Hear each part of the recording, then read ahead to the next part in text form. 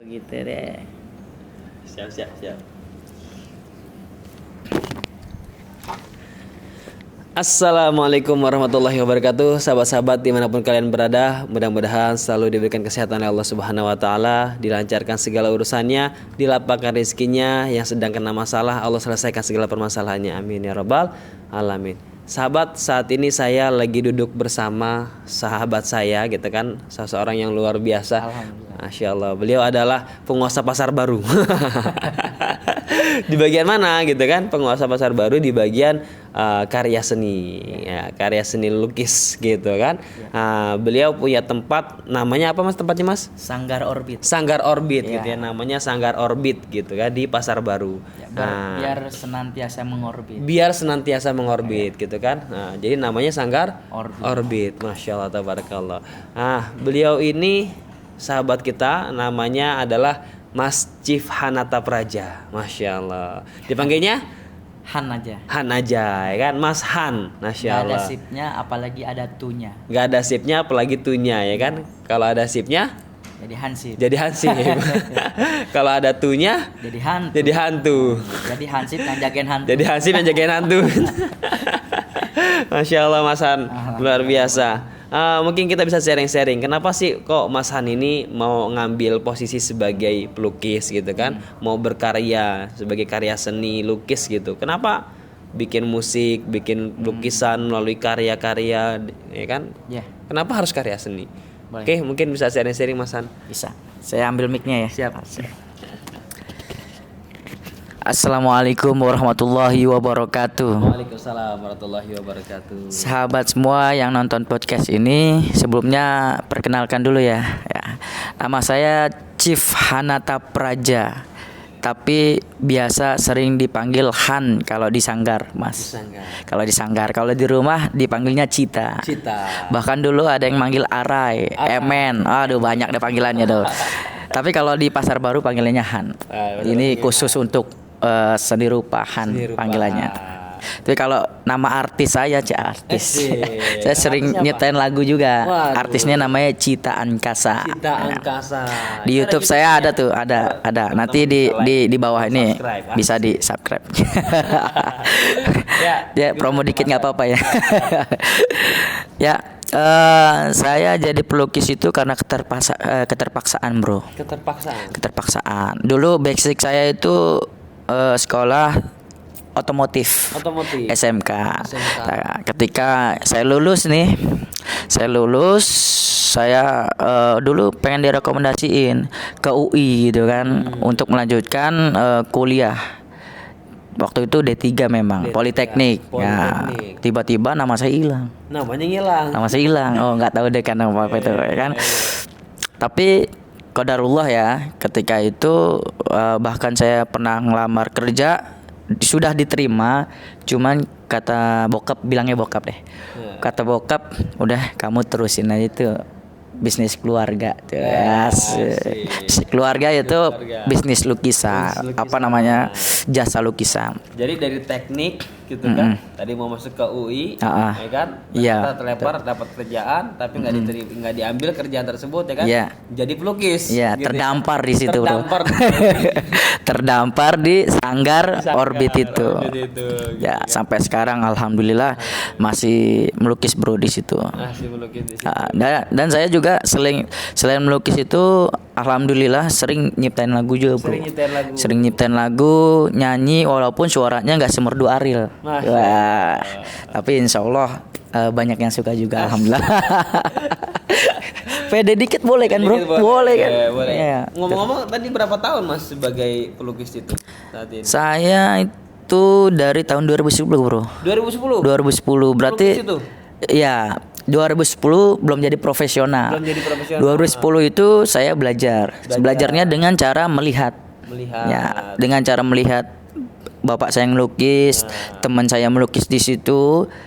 Alhamdulillah. Ternyata bisa. Ya kan? Dan jadi profesional. Sekarang gitu kan, karena ada bakat juga di situ. Alhamdulillah. Nah, ini juga. Gitu ya. Saya udah ngelukis tuh SMP, bro. SMP udah mulai SMP. Wah. SMP itu saya udah mulai coret-coret lah istilahnya gitu. Dan karya saya itu dipajang di mading sekolah, Bro. Wah. Jadi mading sekolah isinya lukisan saya semua. dulu tuh Waktu SMP itu. SMK, Bro. SMP ya, SMP Bro, itu SMP. Jadi SMP itu kan tsunami tuh, Bro ya. Ya kan? Tsunami Aceh tuh. Tsunami 2000 berapa tuh? Nah, itu gua gambar tuh, Bro. Tsunami Aceh. Wah, itu dipajang di mading sekolah nih, Bro. Masih ada Alhamdulillah. Oh, itu nggak tahu. Itu menjadi aset sekolah itu, Bro. Ada foto-fotonya ya. Dulu nggak seeksis. Oh iya, dulu ada Facebook gua, cuman Facebook gua kemana ya? Hilang kali. Hilang. Enggak waktu itu enggak zaman Lama Facebook ya. Friendster Friendster dulu zamannya. pas SMP ya. Iya, belum ada, Bro. Jadi enggak sempat diabadikan Nggak sih. sempat diabadikan. Tapi itu alhamdulillah sih bikin bangga sedikit sih gitu. Walaupun nggak boleh sombong gitu ya. SMP udah punya. Alhamdulillah. Kalau misalnya Mas Han ini bisa melukis gitu ya. Akhirnya, Alhamdulillah. Pas tahun 2010 jadi profesional. Ya, tahun 2010 masuk, belajar, lalu setahun kemudian atau setahun ya. Setahun magang istilahnya lah gitu ya. Magang lah ya. Jadi profesional. Gitu. Dari tahun 2011 berarti. Jadi dari 2010 setahun magang sampai 2011. Sekarang tahun 2021, Masya Allah sahabat-sahabat. 2021. Ini udah 10 tahun gitu. Dulu luar gue biasa kurus gitu. nih, Bro. Dulu kurus sampai ya gemuk kan? begini Ya, jadi sampai pelukis. gemuk begini jadi pelukis. Masya Allah. Kebanyakan duduk, Bro. Biasanya orang kerjanya duduknya di depan laptop terus gitu Yeah. ya. Ini di depan pangkas terus gitu ya. Ya, Masya Allah, di depan kanvas terus pegang kuas, Pegang depannya kuas. cat, sampai cat gue numpuk segini nih, Bro. Masya Allah. Itu kata orang, itu kok nggak dibuang-buang sih cat, udah penuh gitu tumpukan cat. Nggak apa-apa, ini seni. Nah, ini adalah sejarah, Bro. Sejarah gue jadi pelukis itu berupa tatakan itu kan, tatakan cat tuh. Itu tumpukan cat sampai segini nih. Waduh. Mantap. Jadi nggak dikerok-kerok. Barangkali nanti kalau gue jadi terkenal gitu ya. Astagfirullahaladzim. Terkenal itu laku bermiliar-miliar, Bro. Ini kan sejarah tuh, Bro. Sejarah. Jadi kenapa lukisan Mona Lisa itu bisa mahal gitu kan? Itu karena dia ada banyak faktor. Faktor sejarah pertama. Yang kedua banyaklah faktornya itu. Iya. Jadi gitu. Di lukis sendiri kita kan ada banyak beberapa pendapat yang berbeda gitu ya, menyikapi pelukisan antara hukumnya boleh atau tidak sih gitu kan melukis. Menurut Mas Cita gimana? Mas Han gimana? Nah, itu dia. Awalnya sih memang agak ragu-ragu sih. Saat mendengar lukisan itu haram, ya kan? Melukis itu haram. Apalagi melukis yang bernyawa, gitu kan? Tapi ketika ada beberapa pandangan ulama yang memperbolehkan itu, selama lukisan itu tidak berpotensi untuk disembah. Selama lukisan itu tidak berpotensi untuk Ya, disembah, gitu ya. selama lukisan itu tidak berpotensi untuk disembah, itu diperbolehkan. Itu diperbolehkan. Sama dengan lagu. Selama lagu itu nggak mencondongkan melalaikan terhadap Allah Melalaikan kepada Allah dan menuju kemaksiatan, diperbolehkan. Hukumnya mubah. Diperbolehkan gitu, Bro. Makanya itu menjadi prinsip gue pada sampai saat ini, Bro. Sampai saat ini prinsip gue itu ketika ada yang datang untuk membuat lukisan gitu ya, yang lukisan itu berpotensi untuk disembah, maaf, boleh sebut nggak usah deh. Iya. Berpotensi untuk disembah, ditolak, Bro. Gitu. Gitu ya, karena mengambil sikap untuk itu ya. Ya, karena itu adalah sikap. Biasanya kan seni ya, karya seni itu kan ada yang mengatakan bebas gitu kan, bebasnya gitu kan. Nah, ternyata enggak juga gitu ya. Ya, sebenarnya benar, bebas, arti kata bebas dalam berpikir, bebas dalam menuangkan gagasan, ekspresi. Tetapi gini, Bro, karena kita hidup beragama, maka ada rem-rem untuk menjaga kita agar tidak terlewat batas. Dan rem-rem itu adalah norma-norma agama dan norma-norma yang berada di Indonesia ini, Bro. Yang berada di Indonesia. Gitu, iya. Berarti tetap ada batasan ya. Tetap ada Batasannya batasan. adalah tadi Nggak bisa kita nilai-nilai bebas-bebas. agama, norma agama ya kan, aturan-aturan agama dalam Islam Betul, gitu kan. betul, Karena betul. kita sebagai penganut agama Islam gitu kan. Betul. Maka kita juga harus menyesuaikan dengan apa yang diperintahkan oleh Allah, apa Ya, yang dilarang oleh Allah sesuaikan Subhanahu wa dengan budaya setempat, kebiasaan setempat, adat setempat juga, Bro. Ta'ala. Ya, Karena seni itu adalah budaya. ternyata adalah budaya. Seni adalah budaya, maka budaya harus menghargai budaya gitu, Bro. Ya. Budaya harus menghargai budaya Iya. gitu ya. Yang penting si ibu daya ya kan. Yang bermasalah ketika dipanggil. Sama Pak gitu. Daya. Kalau bermasalah waduh, apalagi gara-gara deh jangan di skip, Bro, itu. Jadi gitu ya. Oke. Iya, betul. Oke. Berarti disitulah menyikapi melukis itu boleh gitu selama itu tidak untuk disembah. Ya, itu boleh. Dan Yang gue tahu ya, yang gue tahu. selama itu tidak melalaikan pada kemaksiatan. Betul. Gitu ya. Oh iya. Dan apa namanya? Tadi kan saya sempat ini tuh ya kan. Nah, saat ini kita Mas Han ikut hadir di acara Truly Mega Muslim Planner gitu kan, di mana di sini kita sebagai pengusaha ya kan, Mas Han sebagai pelukis bukan saja berprofesi sebagai pelukis, Ya. tapi juga sebagai pejuang dakwah gitu ya. Nah, Mas Han gimana pesan kesannya gitu kan? Ini berarti terkait dengan acara Truly Muslim Planner ini dan Acara ini ya, apa namanya? Truly Muslim Planner ya. Truly Muslim Planner. Nah, ini acara yang sangat bagus ya. Jadi acara ini tuh mempererat silaturahmi antara pengusaha-pengusaha muslim. Di sini juga kita mengetahui tadi ya, itu batasan-batasan untuk kita berbisnis. Mana yang diperbolehkan, mana yang tidak diperbolehkan gitu kan. Mana yang dibolehkan, mana yang Akad-akadnya tidak gitu kan. akad-akadnya Ya. dalam berbisnis. Akad-akadnya dan ketauhidan kita juga dibentuk di sini gitu ya. Tauhidan dibentuk lagi, ya kan? Ya itulah yang gue tangkap. Ini acara bagus lah. Dalam garis besarnya ini acara silaturahmi yang paling ditekankan itu kan, silaturahmi. Kemudian abis itu untuk mendalami bagaimana aturan-aturan agama mengatur bagaimana cara kita berbisnis dalam Islam Ya. gitu ya. Sehingga Dengan kita baik. tidak terjebak gitu ya.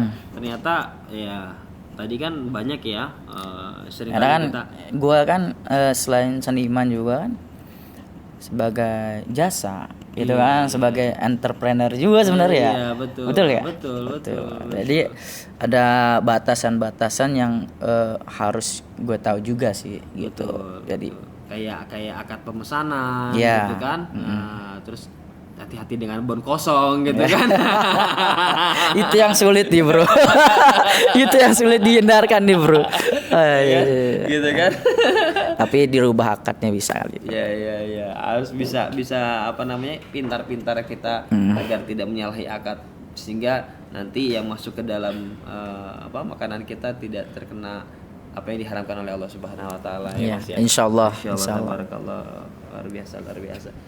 Oke, Mas Han, mungkin ada pesan-pesan buat sahabat-sahabat semua gitu kan yang ada di seluruh Indonesia. Masya Allah. Agar terus berkarya dengan baik, dengan tepat dan sesuai dengan aturan syariat Islam. Nah, brother and sister fillah ya kalau bahasa Ustadz kekinian gitu, Bro. Jadi gini, Bro. Teman-teman sekalian, kalau teman-teman sekalian ini ngelihat lukisan, mendengarkan lagu, itu bukan hanya untuk kebahagiaan diri sendiri, Bro. Bukan hanya untuk kebahagiaan diri sendiri. Tapi itu untuk media untuk kita bertafakur. Media untuk bertafakur. Iya, mendekatkan diri kepada Allah. Ketika kita ngelihat lukisan yang bagus, artistik, ya kan? Ucapannya apa? Alhamdulillah. Subhanallah, Masya Allah. Ya kan? Allah memberikan sedikit kemampuannya kepada manusia untuk membahagiakan orang lain gitu kan, membuat karya seni gitu kan. Itu bertafakur. Itu yang pertama, Bro. Yang kedua, apa tadi yang gue pengen sampein? Jadi banyak banget fungsi-fungsi seni ya untuk membangun sebuah negara, untuk membangun sebuah bangsa. Bahkan banyak negara-negara yang maju karena seninya, Bro. Contohnya Italia, Prancis karena desainnya, Itali karena banyak pelukis-pelukis dari Itali juga, dan itu yang mengangkat sebuah negara, bro. Kayak Gitu. Korea sekarang dia bikin Korea karya seni, karyanya di drama, Korea. itu karya seni, bro. Karya itu. Karya seni itu bisa menaikkan citra bangsa, dan ketika citra bangsa naik, maka produk-produk bangsa akan dengan mudah tersalurkan ke luar negeri gitu, bro. Jadi Jadi Indonesia juga mungkin bisa nanti ya bikin menghasilkan karya devisa, seni- bro. karya Insya Allah, seni insya Allah. yang luar biasa yang Insya Allah. Makanya sesuai yang kemarin gue jadi juri nih, bro. Indonesia kan karya seninya ini ya, apa namanya? Ku menangis gitu. kemarin gue jadi juri, bro. Jadi apa tuh? Jadi juri anak-anak TPA itu, anak SD, SMP gitu kan. Yang gue nilai itu bukan hanya teknik dia dalam melukis, tapi apa? Tapi ide, gagasan, keberanian dia dalam berpikir, keberanian dia dalam mentorehkan warna, itu yang gue nilai, bro. Nah, Karena kenapa? Tujuan kita mengadakan lomba kepada anak-anak itu adalah menanamkan kreativitas dari dini, bro. Kreativitas. Ketika dia mempunyai kreativitas, ketika dia dewasa, dia akan menjadi orang yang mempunyai kreativitas yang mumpuni, bro. Ketika dia mempunyai kreativitas yang mumpuni, maka dia akan selalu berinovasi, dan itulah yang kita butuhkan, bro. Selalu berinovasi. Bahkan barang-barang sekarang itu muncul atau ada sekarang karena inovasi, bro. Gitu. Mic ini ya kan, sound system apa segala macem itu kan karena inovasi, bro. Jadi ketika bangsa yang anak-anak mudanya, generasi mudanya penuh dengan inovasi, kedepannya insya Allah bangsa itu akan menjadi maju, bro. Selama inovasi dan karyanya itu Inovasinya dengan ada rem-remnya itu sesuai dengan norma-norma agama yang dibawa di dalamnya, menjadi alat tools untuk agar kita syiar agama. Dan seni juga fungsinya ketika kita capek dengan kerjaan, otomatis apa, bro? Dengerin lagu, refreshing, dengerin sholawat, ya kan? Ngelihat lukisan, akhirnya, nah ini fungsi seni banyak sebenarnya, bro. Meningkatkan silaturahmi dengan lo ngorder ke gue karikatur gitu kan, lo buat hadiah ke orang lain, ya kan? Lo menjalin silaturahmi orang lain, gara-gara apa? Gara-gara karikatur itu. Gara-gara lukisan itu, bro. Berikan hadiah. Nah itu banyak fungsinya. Makanya bagi teman-teman ya. Mari kita sama-sama mengapresiasi seniman-seniman yang ada di Indonesia gitu kan, dan teruslah mengasah kreativitas dalam bidang apapun gitu, bro ya, dalam bidang ekonomi, dalam bidang teknologi, dalam bidang apapun, terus asah kreativitas agar bisa terus berinovasi, agar terus menjadi profesional di bidangnya, dan yang tadi itu, bro, rem itu harus diperhatikan. Harus sesuai dengan syariat Islam. Harus sesuai dengan ada norma-norma Islam, norma-norma agama, norma-norma Islam, dan norma-norma bangsa dan negara. Demikian, bro. Terima kasih, Mas Han. Ini luar biasa nih ya. Mungkin sahabat-sahabat dimanapun kalian berada, yang nyari jodoh bukan. Yang nyari jodoh bisa juga masuk ke sini ya. Masya Allah. Ya kan? Nah, jadi bisa selain melukis kanvas gitu ya, beliau juga bisa melukis hati seseorang. Tapi sayangnya hati siapa yang mau dilukis? Siapa yang mau dilukis gitu kan? Masya Allah, tabarakallah. Alhamdulillah. Mudah-mudahan teman-teman bisa mengambil hikmah daripada sharing-sharing kita pada hari ini. Alhamdulillah. Mudah-mudahan bisa menjadi pelajaran agar terus berkarya, berinovasi sesuai dengan syariat Islam, dan menjadi pejuang dakwah dimanapun posisi kalian, gitu ya. Masya Allah, betul. Terima kasih, Mas Han. Sama-sama. Ya, jazakallahu khairan wa jazaa. Oke, sahabat-sahabat semua, kurang lebihnya mohon maaf. Yang baik datangnya dari Allah Subhanahu wa taala, yang salah datangnya dari khilafat saya sendiri. Wassalamualaikum warahmatullahi wabarakatuh. Waalaikumsalam warahmatullahi wabarakatuh.